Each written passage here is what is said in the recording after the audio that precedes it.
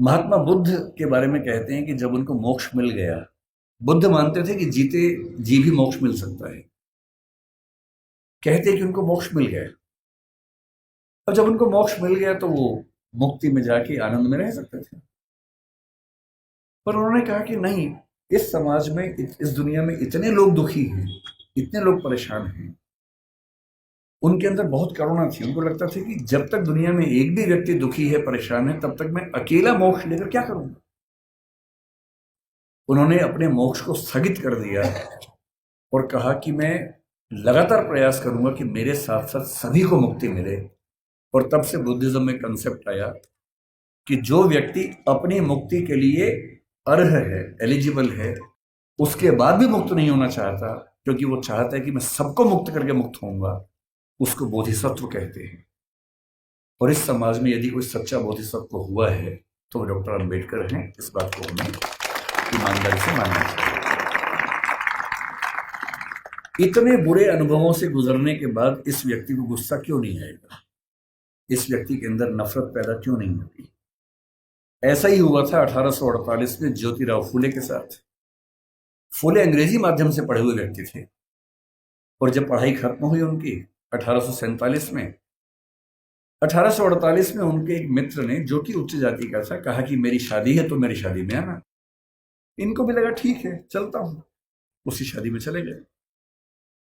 उस शादी में वो गए और दूल्हे के माता पिता ने जैसे ही देखा कि एक अवर्ण व्यक्ति विवाह में आ गया है, इतना खराब से उनको लताड़ा, इतना अपमान किया। और ज्योतिराव फूले कहते हैं कि वही मेरा टर्निंग पॉइंट था। मुझे इस अपमान और इस जिल्लत से सिर्फ खुद को नहीं, अपने समाज के हर व्यक्ति को बाहर निकालना था। और इसलिए 1848 में उन्होंने पहली बार लड़कियों का स्कूल खोला, अपनी पत्नी को पढ़ाया, देश के इतिहास में पहली बार लड़कियों की पढ़ाई लिखाई की व्यवस्था की। आज ये जो बच्चियां बैठी हैं, अगर फूले न होते तो आज आप घर के अंदर चौका कर रही होती, चूल्हा चौका कर रही होती, यहाँ ना बैठी होती। इसलिए जिन व्यक्तियों की वजह से हम अच्छा जीवन जी रहे हैं, उनके प्रति कृतज्ञ होना हमारा धर्म है, हमारी जिम्मेदारी बनती है। इतनी खराब परिस्थितियों के बाद जो व्यक्ति इतना आगे बढ़ा, उसने देश के लिए क्या क्या किया, हल्का सा अंदाजा ये भी आपको। जो लोग कहते हैं कि उन्होंने केवल दलित समाज पर कल्याण किया, वो बहुत छोटी बात कहते हैं। वो तो किया ही। उन्होंने महाड़ सत्याग्रह किया, उन्होंने पानी के लेकर खूब सत्याग्रह किया, मंदिर प्रवेश को लेकर सत्याग्रह किया। जब उनको लग गया कि सबसे बात नहीं बनेगी, वो नाराज भी हुए। 1927 में उन्होंने मनुस्मृति दहन किया। 1935 में येवला में घोषणा की कि मैं पैदा हुआ हूं हिंदू धर्म में, लेकिन मैं मरूंगा नहीं हिंदू धर्म में। महात्मा गांधी ने उनसे निवेदन किया कि ऐसा ना करें। उसके बाद 21 साल तक वेट किया ताकि समाज अगर बदल सके तो मुझे इतना बड़ा स्टेप न लेना पड़े।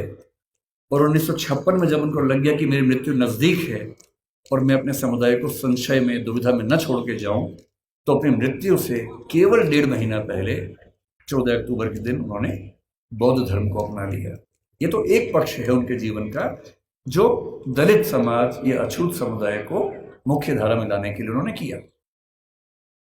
उनके जीवन का उससे बड़ा पक्ष जो मेरी नजर में है, वो महिलाओं के बारे में। आपको अंदाजा नहीं होगा शायद, जब भारत का संविधान बना, उन्होंने बहुत जिद की। और ये बात 1935-36 से ही शुरू हो गई थी, आजादी के बाद तक चलती रही, कि महिलाओं को बराबरी मिलनी चाहिए। और महिलाओं को बराबरी देने के लिए यूनिफॉर्म सिविल कोड का आना बहुत जरूरी था, जिसको आजकल हम बोलते हैं समान नागरिक संहिता। ये यूनिफॉर्म सिविल कोड आज सरकार कह रही है कि हम लेके आएंगे। ये जिद जिस व्यक्ति की थी, वो डॉक्टर अंबेडकर थे। उनको पता था कि जब तक सामाजिक कानून सभी धर्मों में पुरुष और महिला के लिए बराबर नहीं होंगे, तब तक महिलाएं आगे नहीं बढ़ सकती हैं। और उन्होंने कहा था, मैं किसी समाज की प्रगति का अनुमान इस बात से करता हूं कि वहां महिलाओं की हालत कैसी है।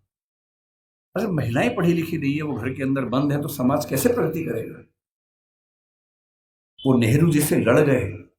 जिस सरकार में वो कानून मंत्री थे, 1946 से 51 के बीच का जो दौर था, उन्होंने नेहरू जी से, जो प्रधानमंत्री थे, खूब झगड़ा किया कि यूनिफॉर्म सिविल कोड आप लेके आइए। उस समय नेहरू जी का मानना यह था कि 1951 के पहले आम चुनाव होने के बाद, जनता से विश्वास लेने के बाद मैं लेके आऊंगा। और अंबेडकर साहब ने नाराज होकर इस मुद्दे पर देश के कानून मंत्री के पद से इस्तीफा दिया और एक भाषण दिया जिसमें कहा कि नेहरू जी ने अपने वायदे को निभाया नहीं है और महिलाओं की बराबरी के लिए जो प्रयास करना चाहिए वो प्रयास कर नहीं रहे। और फिर 1956 में उनकी मृत्यु होने से 1.5 साल पहले जो हिंदू कोड बिल था, Hindu code bill uniform civil code का एक बड़ा हिस्सा था जो हिंदू समाज के बारे में था, उसको 4 कानूनों के रूप में नेहरू जी ने पारित करवाया, जिसमें से एक हिंदू मैरिज एक्ट है, एक हिंदू सक्सेशन एक्ट है। और यदि आज हिंदू समाज की महिलाओं को वो सारे अधिकार मिल पाए हैं जो हिंदू पुरुषों को मिलते हैं, तो उसके पीछे जिम्मेदार सबसे बड़ा यदि कोई व्यक्ति है तो वो डॉक्टर अंबेडकर है। इसलिए भारत की महिलाओं को, आप जिस भी धर्म को मानते हो, मुस्लिम समाज पर यूनिफॉर्म सिविल कोड उस समय लागू नहीं करवा पाए वो, अब शायद वो भी होगा। और किसी भी समाज हो, हिंदू समाज हो, मुस्लिम समाज हो, कोई भी समाज, यदि उस समाज की महिलाओं के साथ बराबरी नहीं है तो राज्य की जिम्मेदारी बनती है कि वो कानून बनाकर बराबरी लाए। और ये विचार मुख्य रूप से अंबेडकर जी का ही था, जिसकी वजह से आज हम यहां खड़े हैं। तीसरी बात, लोग कहते हैं कि आजादी के संघर्ष में उन्होंने इतना साथ नहीं दिया। ठीक बात है, उनकी अपनी प्राथमिकताएं थी।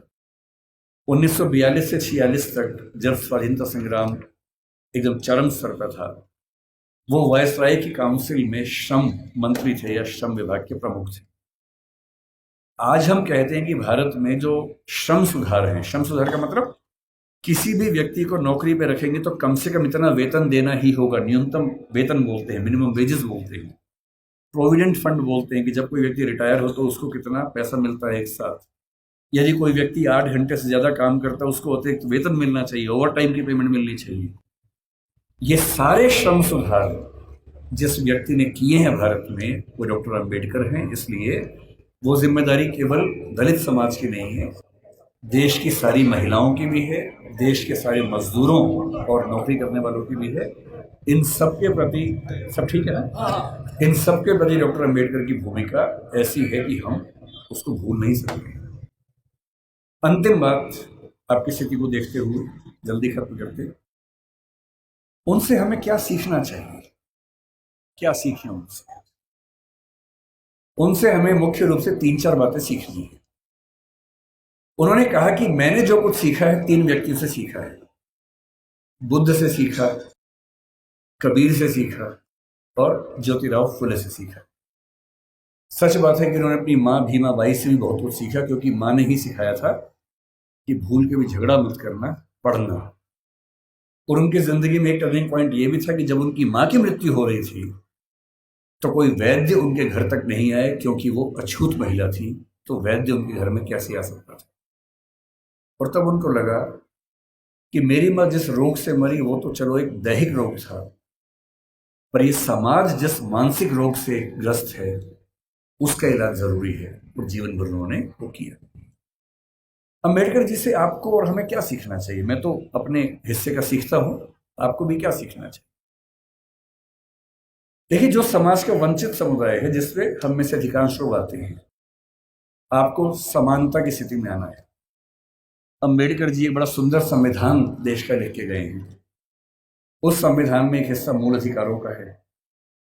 बहुत इंटरेस्टिंग बात है कि हमारे संविधान के मूल अधिकारों में सबसे पहला अधिकार समानता का है, न कि स्वतंत्रता का है, क्योंकि समानता जरूरी है। और अनुच्छेद 14, 15, 16, 17, 18, ये 5 अनुच्छेद पूरी तरह से समानता को स्थापित करने का प्रयास करते हैं। और आर्टिकल 17 में साफ साफ लिखते हैं, अस्पृश्यता का अंत किया जाता है और किसी भी रूप में इसका आचरण निषिद्ध होगा और दंडनीय होगा। अपने मरने से 1 साल पहले दबाव डाल के 1955 में उन्होंने अस्पृश्यता अपराध अधिनियम भी पारित करवा लिया, जिसके तहत अनटचेबिलिटी या अस्पृश्यता को या छुआछूत को अपराध घोषित किया गया। उनसे हमें क्या सीखना चाहिए? आपको क्या सीखना चाहिए? पहली बात, उन्होंने एक बड़ी गहरी बात कही थी कि शिक्षा शेरनी का दूध होता है और जो इसको जितना पीता है उतना ही दहाड़ता है।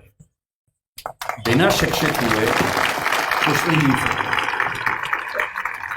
और यहां तक कहा कि तुम्हारे पैर में जूते हो ना हो, हाथ में किताब होनी चाहिए। क्योंकि क्योंकि एक जीवन में अगर आप चाहते हैं कई जीवन के बराबर जिंदगी जी के आगे बढ़ना, उसका एक ही रास्ता है, किताबें, पढ़ाई। इसके उदाहरण खुद डॉक्टर अंबेडकर हैं। आपके समाज के पास ना उतना पैसा है, ना उतनी जमीन है, ना उतनी संपत्ति है, ना उतना रसूख है, ना उतनी पॉलिटिकल ताकत है। जिन समुदायों, जिन परिवारों के पास ये सब नहीं होता, उनके पास आगे बढ़ना एक ही रास्ता बचता है, वो है शिक्षा, तालीम। और सोशल मीडिया ने एक अच्छा काम ये किया है कि अच्छी अच्छी पढ़ाई, अच्छे अच्छे अध्यापक अब आपके मोबाइल फोन की मदद से आप सबके घर के अंदर पहुंच चुके हैं। अब तो हमारे पास ये भी कहने को नहीं है कि अच्छे टीचर्स नहीं मिलते हैं। जो टीचर दिल्ली को मिलते हैं, जो जेएनयू को मिलते हैं, जो मुंबई को मिलते हैं, देश के अच्छे अच्छे संस्थान को मिलते हैं, हार्वर्ड को मिलते हैं, वो सारे के सारे ऑनलाइन, और उनमें से बहुत सारी क्लासेस उनके निःशुल्क यूट्यूब पे, सोशल मीडिया पे उपलब्ध है। अगर आपके अंदर पढ़ने की जिद हो तो आज पढ़ना पहले की तुलना में बहुत आसान हो चुका है। असली बात है कि आपके अंदर वो जिद है या नहीं। दूसरी बात, मैं आईएएस के लिए पढ़ाता हूँ। दृष्टि नाम की संस्था हमारी है और हमारे बहुत सारे बच्चे आईएएस बनते हैं, जिनमें से बहुत अच्छा अनुपात उन बच्चों का है जो एससी एसटी कैटेगरी से, ओबीसी कैटेगरी से होते हैं। मैंने एक चीज देखी है, आपसे विशेष रूप से निवेदन कर रहा हूं। बहुत सारे ऐसे बच्चे होते हैं जो समाज के पिछड़े समुदाय से आते हैं और उनको इस बात की बड़ी शर्मिंदगी होती है कि मैं पिछड़े समुदाय से हूं। उनको आरक्षण मिलता है, वो आईएएस बनते हैं, आईपीएस बनते हैं, और आईएएस आईपीएस बनने के बाद कोशिश करते हैं कि उनकी वो पहचान खत्म हो जाए कि वो पिछड़े समुदाय से हैं, और वो किसी उच्च समुदाय के व्यक्ति से शादी ब्याह करके अपने आप को वहां एक्सेप्ट करवा ले किसी तरह से। ऐसी उधेड़-बुन में लग जाते हैं। मैं आपसे एक बात का निवेदन करना चाह रहा हूं, जिस समाज से आप हैं उस समाज को लेकर शर्मिंदा कभी नहीं होना है, एकदम नहीं होना। आप सिविल सेवक बनेंगे, नेता बनेंगे, पुलिस वाले बनेंगे, जज बनेंगे, जो भी बनेंगे, आपकी मुख्य जिम्मेदारी संविधान के प्रति है, अपने दायित्वों के प्रति है, एकदम ठीक बात है, उसमें कोई कोताही करने में नहीं चाहिए। पर ध्यान रखना है, आरक्षण के पीछे का मूल तर्क क्या है। आप सोच के देखिए कि इस देश में कुल नौकरियां अगर मैं मान लूं केंद्र में तो 1 लाख के आसपास, जिनमें एससी समाज की 15,000 के आसपास होंगी। एससी समाज की कुल आबादी अगर हम देखें, इस समय 16% से ऊपर आबादी है। अगर 150 करोड़ दिमाग में रखने या 140 करोड़ रखे तो 23 करोड़ के आसपास आबादी दलित समाज की या एससी समाज की भारत में है। 23 करोड़ में से अगर 15,000 लोग नौकरी पा लेंगे, क्या इससे दलित समाज की आर्थिक स्थिति बेहतर हो जाएगी? नहीं होगी, वो तो 15,000 की होगी। तो आरक्षण क्यों दिया जाता है? आरक्षण का उद्देश्य ये नहीं है कि लोग अमीर हो जाए, वो तो 15,000 होंगे। आरक्षण का उद्देश्य ये है कि जब पूरे एक गांव में एक दलित बच्चा या एसटी बच्चा या ओबीसी बच्चा आईएएस बनता है या जज बनता है, उस गांव के हर व्यक्ति को कॉन्फिडेंस आ जाता है कि दिक्कत आएगी तो मेरा छोटा भाई मेरे साथ खड़ा हुआ है, और आपको वो छोटा भाई, छोटी बहन बनना है। जिस दिन आप सफल हो जीवन में, आपके समाज ने बहुत आहुति दी है आपकी सफलता में, और आप जिंदगी भर भी उनकी मदद करेंगे तो अपना उधार चुका नहीं पाएंगे। कोई ऐसा काम नहीं करना जो गैर कानूनी हो, जो असंवैधानिक हो, ऐसा नहीं करना है। अपनी नौकरी की हदों में रहना है, अपने नियमों का पालन करना है। लेकिन जैसे आप आईएएस बनेंगे, आपके परिवार में कोई संकट में होगा, उसकी हेल्प करेंगे। ठीक वैसे आपके समाज में कोई संकट में है, पुलिस यदि उसके साथ बदतमीजी कर रही है, गैर कानूनी कृत्य कर रही है, तो उस पुलिस को आप फोन करेंगे तो उसके साथ कुछ गलत नहीं होगा, ये आप पक्का कर सकते हैं। अंबेडकर साहब से सीखना चाहिए कि मैं जिस पृष्ठभूमि से हूं उस पर शर्माना नहीं है। अगर वो पीछे की स्थिति है तो उससे लड़ना है, और अपने साथ साथ अपने पूरे समाज को मुख्य धारा में लाने के लिए एड़ी चोटी का जोर लगाना है, ये सीखना है। तो पहली बात सीखनी है पढ़ाई, दूसरी बात सीखनी है अपने समाज का साथ देना। पीछे कोई भी हट सकता है। जाति को लेकर कबीरदास ने बड़ी गहरी बात कही थी कि व्यक्ति की पहचान उसकी योग्यता से होनी चाहिए, मेहनत से होनी चाहिए। जाति में क्या रखा हुआ है? उन्होंने कहा जाति ना पूछो साधु की, पूछ लीजिए ज्ञान। ज्ञान पूछो, मोल करो तलवार का, पड़ी रहन दो म्यान। म्यान में क्या रखा है? तलवार की कीमत है। और यदि हम कहते हैं कि पिछड़े समाज के लोग पढ़ने में पीछे हैं, तो ऐसा क्या था कि एक बच्चे को मौका मिला और वो पूरी संविधान सभा में सबसे ज्यादा पढ़ा लिखा व्यक्ति बन गया? इसका मतलब है कि अवसर मिले, जुनून हो, तो व्यक्ति कुछ भी कर सकता है। और मेरे पास जो मेरे प्रेरणा स्रोत हैं बहुत सारे हैं, उनमें से एक डॉक्टर अंबेडकर हैं। जब जब मैं इस रूप में प्रेरित होना चाहता हूं कि किन व्यक्तियों ने अपनी जिंदगी की आहुति देकर एक पूरे समाज, एक पूरे राष्ट्र की जिंदगी बदली, मुझे अब्राहम लिंकन, मेरी गूज, रोजा पार्क्स, डॉक्टर अंबेडकर, ऐसे कुछ नाम याद आते हैं। और मेरा मन कहता है कि मैं अपने समाज के बच्चों से, केवल आपसे नहीं, मैं अपने घर के बच्चों से भी यही कहता हूँ कि जिंदगी जियो तो वैसी जियो कि आपके जाने के बाद लाखों करोड़ों व्यक्तियों का जीवन बेहतर बने। और ये मजाक नहीं है।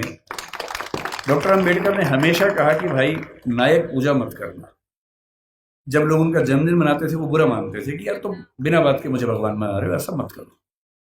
नाराज होते थे कि ये तुम मुझे भगवान बना दोगे तो तुम अपनी जिम्मेदारी भूल जाओगे, सोचोगे ये भगवान था, इसी का काम था, मेरा काम नहीं है, ऐसा मत करना। उन्होंने खूब मना किया। समाज की अपनी मजबूरी है कि यदि कोई व्यक्ति इतना महान काम करके जाए तो उसको सम्मान न दे तो क्या करे। इससे उनका जन्मदिन भी मनाया जाता है, पुण्यतिथि भी मनाई जाती है। 14 अक्टूबर का दिन भी नागपुर में मनाते हैं। आज 7 नवंबर, आज का दिन बड़ा पवित्र है। आज वो जीवन में पहली बार स्कूल में गए थे, उसी स्कूल में जहाँ दरी हाथ में लेके जाना होता था। ये उसी स्कूल की बात है। और मुझे खुशी है कि ये जो संगठन है यहाँ इस दिन को मना रहा है। और मैं एक अंतिम एग्जाम्पल देके बात समाप्त करता हूँ। 1954 का एग्जाम्पल है। अमेरिका में जो स्थिति हमारी यहाँ दलित समाज की है, वो स्थिति अमेरिका में अश्वेतों की रही लंबे समय तक।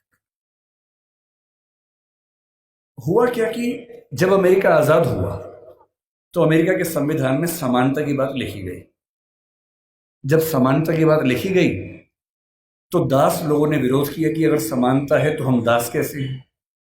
90 साल लगे दास प्रथा को समाप्त करवाने में। अब्राहम लिंकन ने खत्म किया, अपना जीवन दे दिया। तो 1866 में दास प्रथा खत्म हो गई, लेकिन अभी भी अश्वेतों को अधिकार नहीं मिले, महिलाओं को वोटिंग राइट्स नहीं मिले अभी तक। अब महिलाओं और अश्वेतों के आंदोलन शुरू हुए कि हमें बराबरी चाहिए। और उसमें एक घटना, बड़ी रोचक घटना है, सुनिए क्या हुआ। 1950 के आसपास अश्वेतों का आंदोलन बड़ा प्रखर हो गया। उस समय डॉक्टर अंबेडकर अपने जीवन के आखिरी दौर में थे, उन्होंने भी उस आंदोलन को देखा समझा। उसमें 2 घटनाएं घटी। एक महिला थी रोजा पार्क्स। अमेरिका का नक्शा देखा हो तो उसमें एक राज्य है अलाबामा। अलाबामा में एक शहर है मोंटगोमरी, वहां का प्रसंग है। अस्पृश्यता कुछ मात्रा में अमेरिका में भी थी और देशों में भी थी। कैसे थी देखिए, वहां एक नियम था कि जो सरकारी बसें होती थी उन बसों में शुरू की 4 सीटें केवल श्वेत लोगों के लिए होती थी और चौथी सीट के पीछे अश्वेत लोग बैठ सकते थे। वो भी एक कंडीशन पे कि यदि श्वेतों की 4 सीटें भर गई और फिर कोई श्वेत आ गया तो अश्वेत को सीट छोड़नी पड़ेगी, ये कंडीशन थी।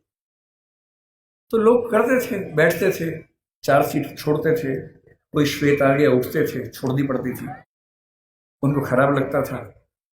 ये वही पानी है जो उनको नहीं मिलता था, है ना। इसलिए लड़ना नहीं है, प्यार से लेना है, झगड़ा नहीं करना है।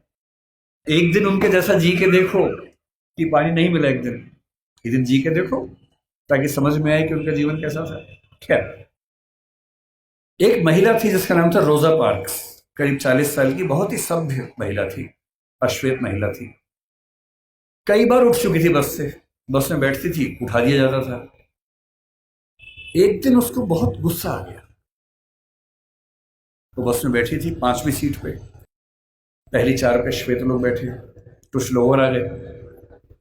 ड्राइवर जिसका नाम विलियम ब्लेक था वो उठा और उसने कहा कि आप उठिए। 3-4 लोग थे अश्वेत, सब उठ गए। उसका उठने का मन नहीं हुआ। ड्राइवर ने फिर कहा कि उठना होगा। उसने कहा ऐसा है कि मैं तो नहीं उठूंगी, जो करना कर लो। बस आगे नहीं बढ़ी, पुलिस आई। उस महिला का नाम रोजा पार्क्स था, कभी सर्च कीजिएगा नेट पे पता लगेगा। उसे गिरफ्तार किया गया, जेल में डाला गया। पूरे अफ्रीका, पूरे अमेरिका के उस राज्य के अश्वेत, यहां तक कि मार्टिन लूथर किंग जूनियर जो उस समय काफी प्रसिद्ध नेता थे, वो भी इस आंदोलन में शामिल हो गए। सभी अश्वेत व्यक्तियों से निवेदन किया गया कि सरकारी बस में बैठना ही नहीं है। वो सरकारी बस का एक प्राइवेट बस कंपनी को ठेका मिला हुआ था, वो चला रही थी। अश्वेत समुदाय ने बड़ी गजब की एकता दिखाई। 20-20, 30-30 किलोमीटर दूर उनके घर थे, टैक्सी से आए। अश्वेत टैक्सी वालों ने बस के बराबर किराए में टैक्सियां चलाई, लेकिन बस में नहीं बैठे। 1 दिन, 2 दिन, 3 दिन, होते होते 381 दिन आंदोलन चला। 381 दिन, 1 साल से ज्यादा कोई बस में नहीं बैठा। और अंत में अमेरिका के सुप्रीम कोर्ट को इस कानून को खारिज करना पड़ा जिसमें अश्वेत बैठ नहीं सकते थे, और वहां उस आंदोलन की समाप्ति हुई। डॉक्टर अंबेडकर हमारे समाज के रोजा पार्क्स बने, अब्राहम लिंकन बने। और अगर आपको लगता हो कि आपका जीवन खराब है, एक और घटना से अंतिम बात करके समझ लें। अमेरिका में जब समानता आई तो स्कूल शुरू हुए। अश्वेत बच्चे बोले हम भी स्कूल जाएंगे। कुछ कुछ अंबेडकर जी की याद आपको आएगी इस घटना से। अब अश्वेत बच्चे स्कूल जाएंगे, ये तो वहां के संविधान में लिखा हुआ था। तो वहां की सरकारों ने क्या रास्ता निकाला, कुछ स्कूल श्वेतों के लिए, कुछ अश्वेतों के लिए बना दिए। मामला सुप्रीम कोर्ट में गया कि भाई ये क्या समानता है, हम भी उसी स्कूल में पढ़ेंगे।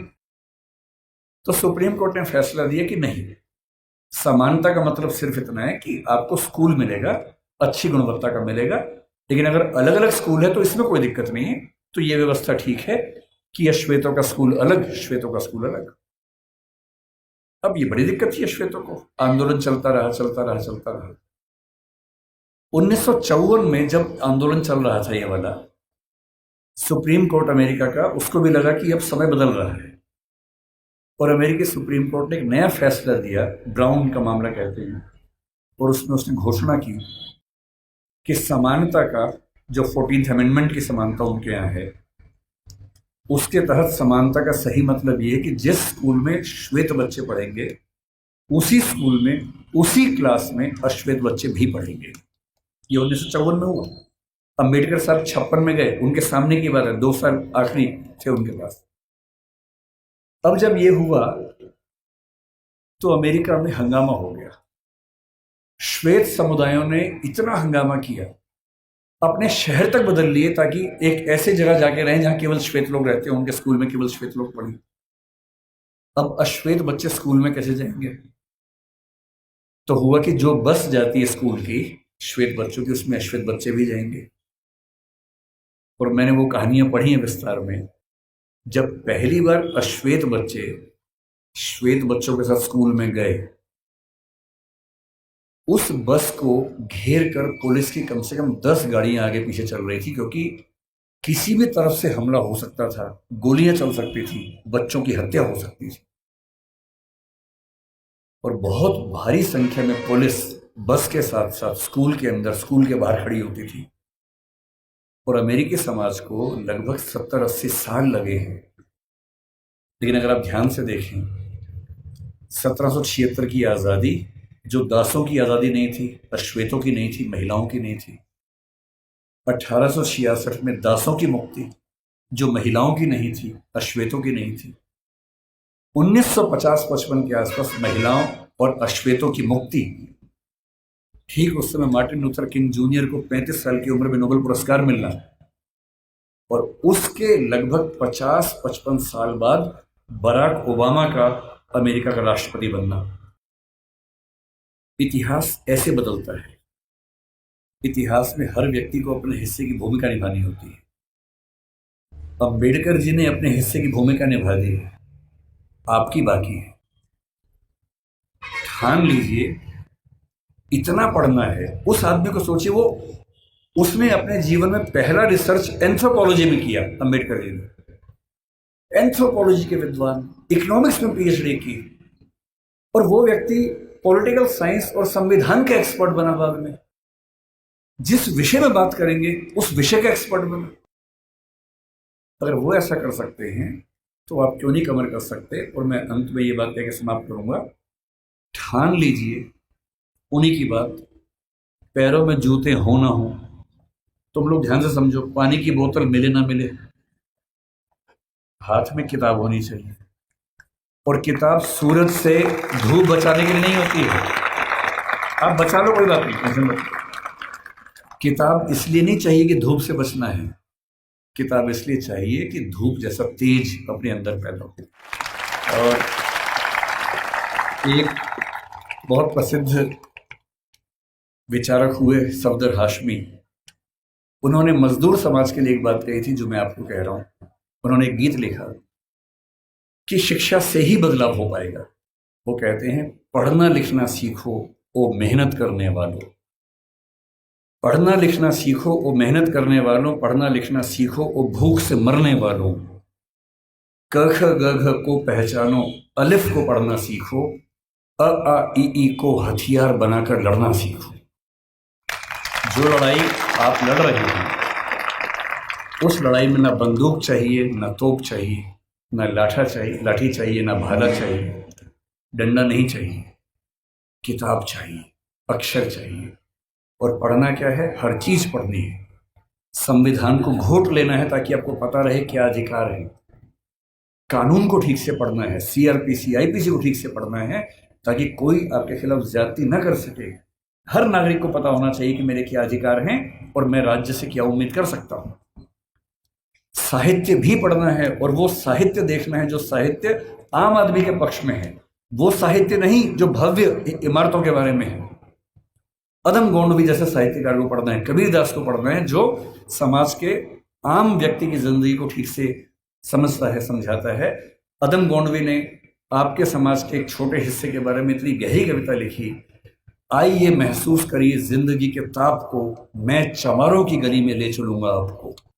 ऐसा साहित्य पढ़ना है जो साहित्य समाज के उन वर्गों के बारे में है जिन्होंने जिंदगी की तलखी को, बुराइयों को, संघर्षों को सबसे ज्यादा सहन किया है, उनको पढ़ना है। तकनीक को पढ़ना है। डॉक्टर साहब ने कहा था कि जो समाज विज्ञान नहीं पढ़ता, ज्योतिबा जी ने भी कहा था, जो समाज विज्ञान नहीं पढ़ता वो कभी आगे बढ़ ही नहीं सकता। विज्ञान पढ़िए, तकनीक पढ़िए, आर्टिफिशियल इंटेलिजेंस पढ़िए, जो भी नई चीजें हैं जिनसे भविष्य में विकास होगा उन सब में पढ़ाई करनी है। और जितना पढ़ने के बाद आगे बढ़ेंगे, बस ध्यान रखना है आगे सिर्फ आप नहीं बढ़े हैं, आपका समाज आपके साथ आगे बढ़े, ये आपकी नैतिक जिम्मेदारी है। ये कह के मैं बात समाप्त करूंगा। बहुत बहुत धन्यवाद।